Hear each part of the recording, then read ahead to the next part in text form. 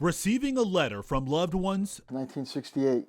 usually meant someone cared. I probably got 2 or 3 a day. Being able to send one I almost blew it. meant you survived another day. It's hard to believe he is dead. In the midst of bombs and bloodshed during the Vietnam War, these thin envelopes carried a lot of comfort. Made you feel like, okay, they know I'm still here. They didn't forget me. It is 10 p.m. That reassurance for these Army veterans Dear Mom, didn't just come from home, but also each other. That was a good thing that we're all over here together. These childhood friends from Winstead, we knew each other well. We all partied together. We were both after the same girl for a while.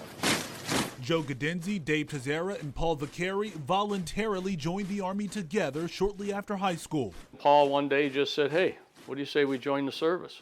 Vietnam is also the scene of a powerful aggression. The three took this brave step without hesitation as the U.S. was sending more troops overseas to support South Vietnam's efforts to ward off Communist North.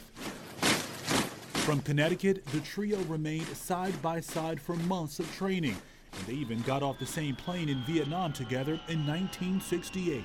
It's like 105 degrees, 10 degrees with 80% humidity, and welcome to Vietnam. At that moment, reality hit. Scared. Even more so after they were quickly separated. No, it was really devastating for me. I just was like, wow. From that point, while on their reconnaissance missions in the jungle, the three could only communicate through letters. Paul wrote a lot. And each one ended with a countdown. The trio will be together in 300 days. However, letters between the three only flowed back and forth for 2 months. September 11th, 1968. Joe still has the letter he was reading from Paul. Dear Joe, hello, dummy. When his base camp came under attack by North Vietnamese soldiers. My hand's gone. My foot's ripped to shreds. I got a dead body across me. I panicked. Joe was taken back to the U.S. for surgery, leaving his friends behind. When Paul realized weeks had gone by without a response from Joe, he too started to panic. With nearly 17,000 deaths, 1968 was the deadliest year for Americans in Vietnam. The fact that we had decided to do this together, weighed heavily on me, like, wow. We decided to go join the Army, and maybe Joe's not going to make it. Joe did make it and eventually got around to writing Paul with one hand. He printed the entire 5 pages with his left hand. From there, Paul and Dave continued to write, keeping each other updated on Joe's condition as they finished out their taxing year-long tour in Vietnam. It's probably one of the greatest feelings of my life. The day, if not the greatest, was the day I left Vietnam. Paul and Dave reunited with Joe as soon as they returned home.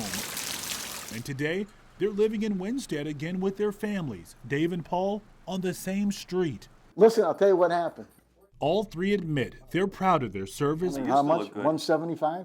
But have talked very little about Vietnam since leaving. Dave showed up like the next day. Especially because most of the country was against the war. Yeah, right. You could look at each other and just know, just by looking, how you felt. Hey, was this your first girlfriend? Yeah, Instead, they focus on the fonder memories of growing up. I hope everything is okay where you are. And how grateful they are letters are no longer needed. Joe is going to be at Pleiku. Because the trio is together again. That bond is obviously never going to break. The trio will be home in about 300 days.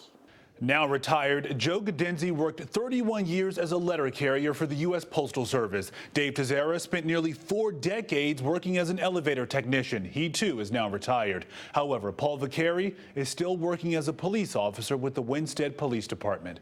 I'm Lorenzo Hall, Fox 61 News.